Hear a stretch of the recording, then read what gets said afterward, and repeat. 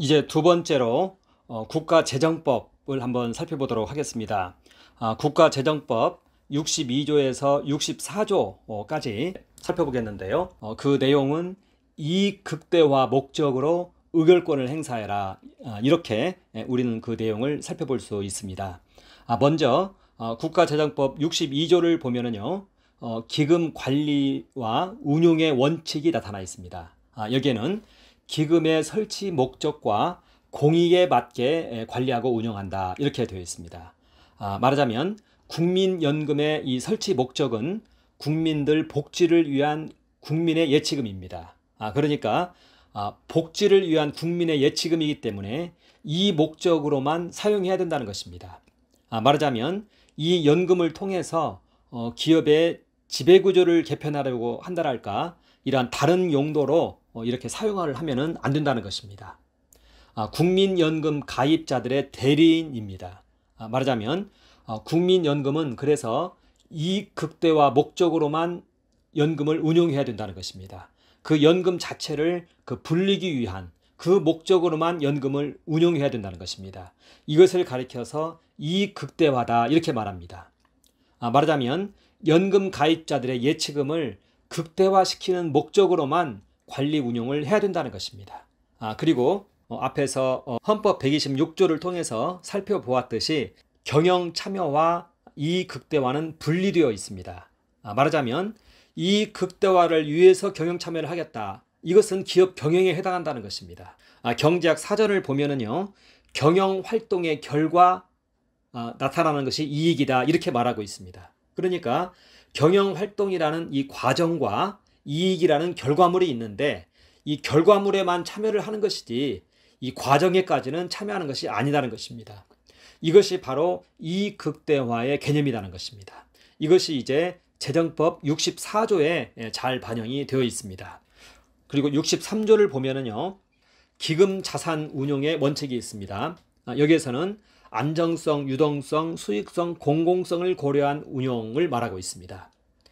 여기에서 보면은 사형 기업의 경영권에 영향을 주는 것은, 이것은 그 공공성에 위배된다고 우리는 보는 것입니다. 자, 그리고 또 3항에 보면은요, 경영 참여형 사모 집합 투자기구의 무한 책임 사원이 될 수 없다, 이렇게 되어 있습니다. 여기에서의 무한 책임 사원이란 얘기는 직접적인 운영자를 말합니다. 말하자면 경영 참여형 사모 집합 투자기구의 직접적인 운영자가 될 수는 없다, 이렇게 말하고 있습니다. 말하자면 직접 펀드를 운영해서는 안 된다는 것이죠. 자, 그런데 여기에서 이제 LP, 말하자면 투자자죠. 투자자의 권리를 이용한 관여도 안 된다고 우리는 해석을 하는 것이 맞습니다. 말하자면 국민연금은 33.4조, 이 중에서 한 2조가 해치펀드였으니까요. 해치펀드니까요. 한 31.4조 정도의 이 사모펀드를 경영 참여형으로 이제는 투자를 하고, 여기에 대해서 이사를 추천하고 있습니다. 그런데 국민연금이 LP의 권리는 막강합니다. 말하자면 자금을 운용하는 사람들은 LP가 없으면 이제는 자신의 생업에 문제가 생기는 거예요. 그렇기 때문에 LP에 대해서 절대적으로 인식하고 있는 것인데, 여기에 이제는 이사를 추천하고, 이건 거의 파견이죠. 이렇게 해서 그걸 관리한다. 이것은 이 조항에 저촉될 수 있다, 이렇게 좀 보여집니다. 현재 이 사모펀드는요, 400개 이상으로 추산이 되는데요, 2019년도에 사모펀드가 24조였을 때 326개의 펀드가 있었습니다. 현재는 33조니까요 단순 추정만 해도 뭐 한 420개 정도 이렇게 나오는 것 같습니다. 어찌됐든 그렇게 이제 추정이 되어집니다. 자, 그 다음에 이제 64조에 의결권 행사의 원칙이 나타나 있는데요, 이익 극대화 목적의로 의결권 행사를 해라, 이렇게 말하고 있습니다. 국민연금이 주체가 된 임원 선임 해임 행위, 이걸 가리켜서 의결권 행사라고 합니다. 이것이 바로 이제 경영 참여 행위인 것입니다. 예를 들면 지난 2019년도에 강성부 펀드에서 사모펀드죠, 한진칼 조양호 회장의 이사 연임을 반대했습니다. 여기에 이제 국민연금이 이제 동조하면서 의결권 행사를 했습니다. 자, 이것이 경영 참여 행위인가 아니면 이익극대화 행위인가, 이것을 판단을 해야 된다는 것입니다. 이것은 이익극대화 행위가 아닙니다. 이것은 경영 참여 행위로 이것은 판단을 한다는 것입니다. 그런데 이것뿐만 아니라 그 모든 이사, 감사, 선임, 해임 행위가 다 이 행위인 것입니다. 그 정도만 이제 달리 있을 뿐인 것입니다. 그런데 이 권한이 있다면은 이제 모든 기업은 다 장악이 되는 것이에요. 국민연금이 하자는 대로 다 따라와야 됩니다. 따라오지 않았다가는 이 반대의 의사를 표현하기 때문에 그렇습니다. 그렇기 때문에 이 권한이 있는 거하고 없는 거하고, 나는 이 권한을 가지고 있지만 이 권한 행사를 하지 않는다, 이것은 말이 안 된다는 것입니다. 나는 이미 이 권한을 가지고 있지만 행사는 하지 않는다, 이것은 언어 도단인 것입니다. 이건 전혀 받아들일 수 없는 그런 얘기인 것입니다. 이 권한을 다 가지고 행사는 하지 않겠다. 그러면서도 여러 가지 이제 요구를 합니다. 사회이사를 파견할 테니까 받아들여라. 노동이사로 할 테니까 받아들여라. 다음에는 우리 지분만큼 이사를 선임할 테니까 받아들여라. 이때 이 회사 입장에서는 선택권이 없습니다. 왜냐하면은 거기에 대해서 반대했다가는 경영권 교체 행위가 일어나기 때문에 그렇죠. 권한을 가지고 마음으로만 가지고 있다. 그리고 행사를 안 한다. 그러면서 이것저것 하나둘씩 요구한다. 이것은 받아들일 수 없는 그러한 행위라는 것입니다. 자, 그래서 이 극대화 이 개념이 이제 경제학적인 개념으로는 경영 활동의 결과 주어지는 것을 이익이라고 말한다는 것입니다. 그러니까 경영 활동과 그 결과가 구분이 된다는 것이죠. 그리고 회계학적인 개념에서도 수익 마이너스 비용이 이익인 것입니다. 자, 그래서 이 극대화 목적의 의결권 행사는 이제 자본시장법 시행령 154조를 통해서 나타나 있는데요. 경영에 영향을 주는 의결권의 종류는 이사, 감사, 선임, 해임, 그리고 유상증자, 또 정관 개정, 이런 것들이 있습니다. 이런 것들은 경영에 영향을 주는 의결권의 종류로 보고 있습니다. 그리고 일반적인 의결권이 있는데 그것은 이제 이익 배당도 여기에 이제 포함되는 것으로 그렇게 분류를 하고 있습니다. 자, 그런데 국민연금 수탁책임 활동 지침에 의결권 행사의 내용들이 쭉 열거가 되어 있습니다. 그런데 그 안에 이사, 감사, 선임, 해임의 내용이 거기에 포함이 되어 있고, 또 그 내용대로 이제는 국민연금에서는 매해 주총이 있을 때 이와 같이 의결권 행사를 하고 있다는 것입니다. 그런데 이것의 연장이 이제는 스튜어드십 코드라는 것이죠. 언제든지 이 마음만 먹으면 이제 국민연금은 이것을 행사할 수 있다는 것입니다. 그래서 이제 지금은 사회이사를 파견할 테니까 받아라, 이렇게 얘기를 하고 있다는 것입니다. 이것은 이 극대화 목적의 의결권 행사를 넘어선 행위이다. 우리는 이렇게 볼 수 있다는 것입니다. 그래서 재정법 62조와 64조에 의해서 국민연금을 평가해보면요, 이 원칙은 국민연금은 이 극대화 목적의 의결권 행사만 가능하다는 것입니다. 그렇기 때문에 수탁책임 활동 지침에 열거되어 있는 임원 선임 의사결정 규정은 위헌이고 유법이라는 것입니다. 그리고 국민연금 투자기업의 이사회 구성 운영 기준 안내도 여기에 이제 사회이사 추천이 나와 있는데 이건 결국은 파견인 것이고요. 이것은 강제성이 있는 것으로 보는 겁니다. 왜냐하면은 이걸 받아들이지 않을 경우에 수탁책임 활동 지침에 따라서 스튜어드십 코드를 행사하겠다고 하고 있기 때문에 그렇습니다. 그래서 이 사회이사 파견도 사회이사 추천도 이것은 위헌이고 위법에 속한다. 이렇게 우리는 말할 수 있다는 것입니다.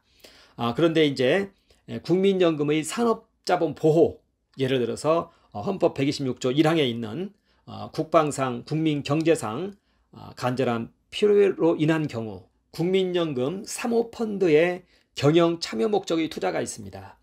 이것은 이제 헌법 126조 1항을 보면은 국민경제상 간절한 필요로 인한 경우 여기에 경영 참여를 허락할 수 있다. 이렇게 우리는 해석할 수 있습니다.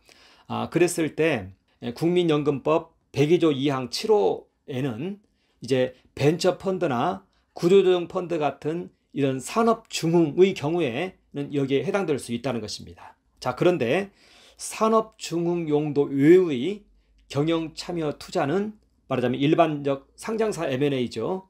이것은 허용하지 않고 있는 것으로 보인다는 것입니다. 자, 그런데 우리나라 국민연금은 일단 이 공개된 자료에 의하면 23% 정도는 벤처나 구조조정 펀드로 가고 있는 것으로 보입니다. 이걸 가리켜서 프로젝트 펀드라고 합니다. 자, 그런데 나머지 일반 펀드가 77% 정도 되는데요. 이것은 용도가 그것이 아닌 것으로 보인다는 것입니다. 이것은 한 번도 대외적으로 공개된 적이 없기 때문에 그 내용을 일단 알기는 어려운데 우리는 이 부분을 깊이 있게 한번 조사하고 검토를 해봐야 되지 않나, 이렇게 좀 보여집니다. 자, 그 다음에 이제 국민연금법 102조를 한번 보도록 하겠습니다. 이것은 수익 극대화 목적으로 투자해라, 이렇게 되어 있습니다.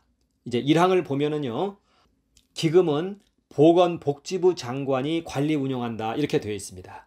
자, 그렇다면은 이제 국민연금은 공적 자금이라는 것을 알 수 있습니다. 말하자면 재정법의 적용을 받아야 된다는 것입니다. 우리는 앞에서 국가재정법 62조에서 64조를 살펴보았습니다. 그 적용을 받아야 된다는 것입니다. 그리고 이제 2항을 보면은요, 기금 운용의 목적이 나와 있습니다. 보면은 그 수익을 최대로 증대할 수 있도록 투자해라, 이렇게 되어 있습니다. 국민연금 재정의 장기적인 안정 유지를 위해 그 수익을 최대로 증대시킬 수 있도록 이제 운용하라, 이렇게 되어 있습니다. 자, 이때 여기에서의 수익 최대화는요, 국가재정법의 이익 극대화와 좀 대동소이한 그러한 의미를 가지고 있습니다. 수익은 회계적인 용어로 보면은 매출을 의미하는 것이고요, 이익은 수익 마이너스 비용을 의미하고 있습니다.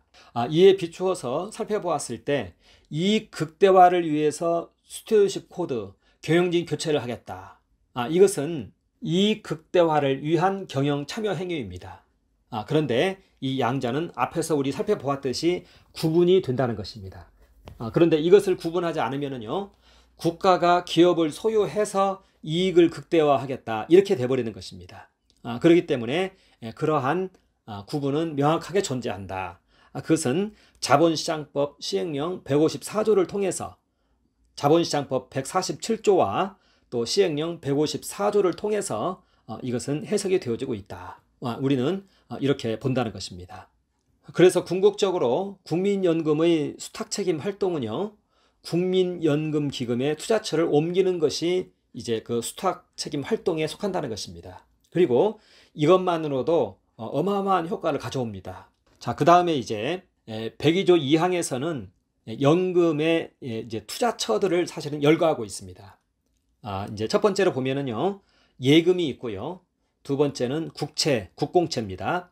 세 번째는 주식, 네 번째는 파생상품, 다섯 번째는 복지사업, 복지 및 대여사업, 그리고 여섯 번째는 이 부동산, 그리고 일곱 번째가 있는데요, 기금의 증식을 위하여 대통령령으로 정하는 사업이 있습니다. 이제 여기에 사모펀드가 해당이 된다는 것입니다.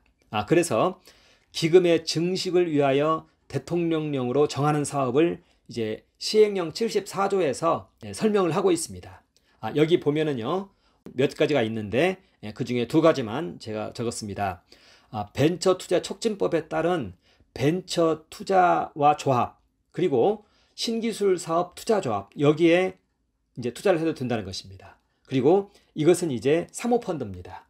경영 참여형 사모펀드입니다. 말하자면 10% 이상을 투자해도 되는, 투자하는, 과거에는 10% 이상이었죠. 이제는 이 퍼센테이지가 이제 해제됐습니다. 말하자면 경영 참여를 해서 함께 이 기업들을 일으키라, 이런 의미인 것입니다. 이러한 자금에 투자한다는 것입니다. 그리고 두 번째는 산업발전법에 따른 기업구조조정조합 또는 기업구조 개선 경영 참여형 사모집합투자기구에 출자한다, 이렇게 되어 있습니다. 이것이 바로 구조조정 펀드입니다. 자, 이렇게 되어 있고요. 자, 그런데 여기에는 M&A 펀드는 안 나타나 있다는 것입니다. 그러니까 벤처 펀드로 투자를 하든가 구조조정 펀드로 투자를 하든가 이렇게만 해야 되는 것입니다. 여기에만 사모펀드가 들어가야 된다는 것입니다. 그런데 다른 곳에 들어가고 있다는 겁니다. 그래서 일단 산업발전법 20조를 보면은요, 이것은 이제 산업발전법에 따른 사모집합투자기구로 등록할 수 있다 이렇게 말하는 것이고, 이제 그 대상이 21조에 나와 있습니다. 말하자면 이게 이제 구조조정 대상 기업입니다. 여기에만 투자를 해야 되는 것입니다.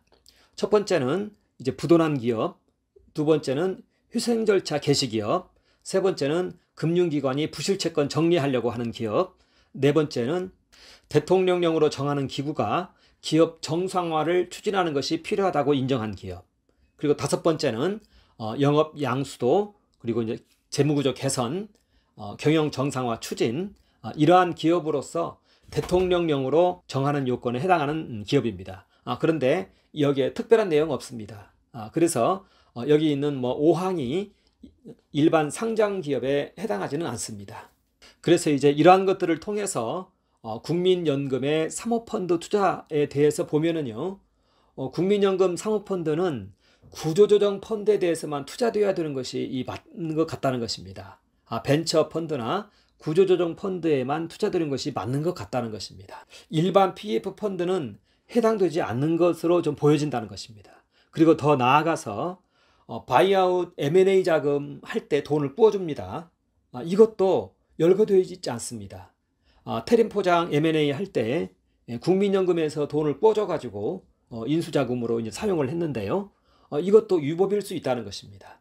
그리고 이 부분도 사실은 엄밀하게 한번 살펴보아야 된다는 것입니다. 말하자면 바이아웃 M&A 자금에 국민연금 자금이 꽤 들어가는 것으로 알고 있는데, 여기에 대해서도 국민연금은 협조할 의무가 없다는 것입니다.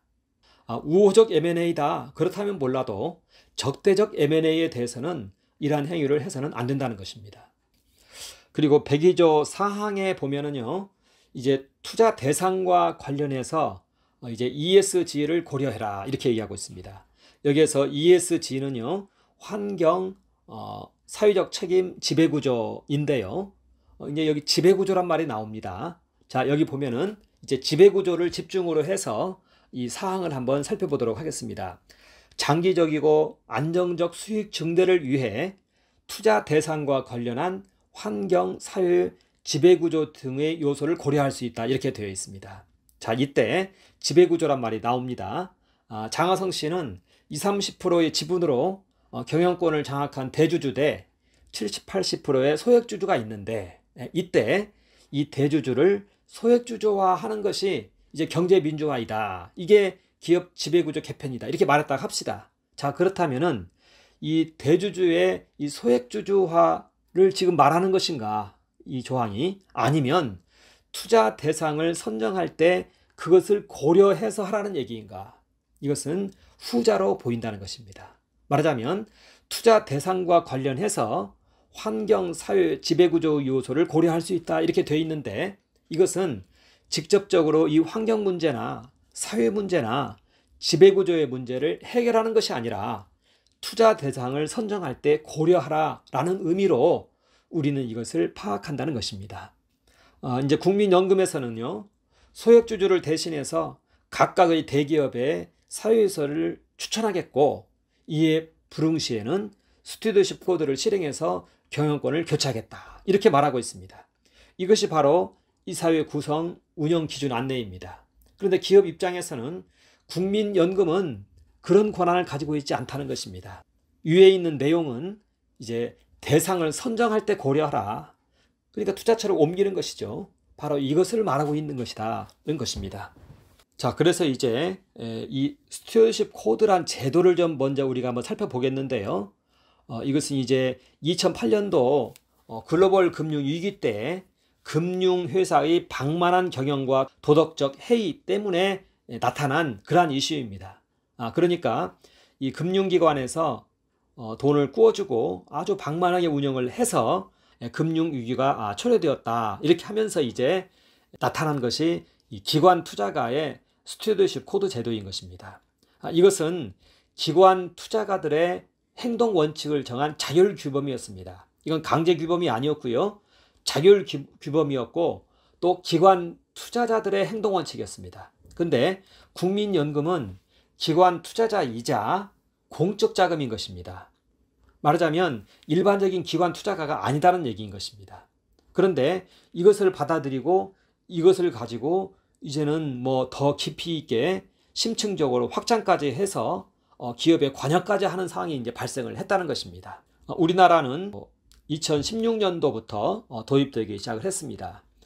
그리고 이제 이게 7개의 원칙이 있는데 그 중에서 이 5번째를 보면은요, 기관 투자자는 충실한 의결권 행사를 위한 지침 절차 세부 기준을 포함한 의결권 정책을 마련해서 공개해야 하며 의결권 행사의 적정성을 파악할 수 있도록 의결권 행사의 구체적인 내용과 그 사유를 함께 공개해야 한다. 이렇게 나타나 있습니다. 이것이 이제 국민연금의 수탁자 책임에 관한 원칙으로 이제는 깊이 들어왔습니다. 자, 그런데 이때 수탁자의 책임 원칙을 국민연금은 정할 때 기관 투자자와 똑같이 그걸 정하면 안 된다는 것입니다. 말하자면 이 공적 자금의 성격을 반영해서 이걸 정해야 되는데 그냥 일반 기관 투자자처럼 똑같이 그것을 정해버린 것입니다. 그런데 경영 관련한 의사결정은 헌법에 따라서 그 의결권 범위에서 제외되어야 됩니다. 거기까지는 들어갈 수 없다는 것입니다. 그런데 이제 국민연금에서는 이 의결권 범위를 아주 무차별적으로 확장을 시켰습니다. 보통 일반 금융기관들에서는 일시적인 의결권 행사를 합니다. 말하자면 주가에 큰 이상이 왔을 때, 이때 일시적으로 의결권 행사를 하는데 이제는 국민연금에서는 아예 이사 추천까지 해서 이 주식 가치를 보호하겠다, 이렇게 말을 하는 것입니다. 그리고 주주 공평의 원칙까지 내세우면서 나중에는 이제는 지분율만큼 이제 이사의 자리를 원할 것입니다. 이러한 것들이 지금 들어오고 있다는 것입니다. 이것이 바로 의결권을 인정했을 때에 나타나는 현상입니다. 우리나라 172개사의 회사에 대해서 2대 주주인데요, 2대 주주로서 이제 행하겠다는 것입니다. 그게 사회주의지, 그것을 가리켜서 이제 사회주의라고 말하는 것입니다. 그게 바로 초급 단계의 사회주의입니다. 그리고 이제는 이 사모펀드의 10% 룰을 해체함을 통해서 이제는 행동주의 펀드를 앞세워서 이제 의결권에 참여하는 것입니다. 그래서 간접적으로 실질적인 경영 참여가 가능하게 지금 되어 있고 그와 같이 행하고 있다는 것입니다. 국민연금에 이제 그 스튜어드십 코드를 발동할 때 이 어떻게 의사결정을 하는지가 이 규정에 나타나 있습니다. 수탁자 책임활동 그 지침에 나타나 있는데요. 여기 보면은요, 국민연금 기금 운용위원이 20명이 있는데 이제 이분들이 법적으로 책임 있는 사람들입니다. 자, 그런데 이 사람들 중에서 3분의 1만 찬성하면은 이 발의가 성립을 합니다. 아주 그 위중성에 비해서 너무 손쉽게 발의가 될 수 있도록 이렇게 되어 있습니다. 이번에도 삼성물산과 같은 7개 기업에 대해서 스튜어드십 코드 발의를 할 때 참여연대 소속 변호사가 했습니다. 그러니까 3분의 1 찬성이면 되기 때문에 같은 이렇게 사람들 몇 명이면은 그냥 발의를 할 수가 있는 것입니다. 그러고 이렇게 어마어마한 문제를 아무런 법적 책임도 없는 9명의 수탁 전문 위원이 법적 기준도 없이요, 개인적 판단에 의해서 할지 말지를 결정을 합니다. 이런 경우는 없는 것입니다. 어떻게 이렇게 중대한 문제인데 개인적 판단에 의해서 아무런 법적인 객관적인 기준도 없이 기업에게 항변권도 주지 않고 주가가 하락하지도 않았는데 이러한 문제를 논의한다는 것입니다. 이것을 최종적으로 결정하는 수탁 전문 위원들이 9명으로 구성되어 있는데요, 이들이 이 전권을 지금 가지고 있습니다.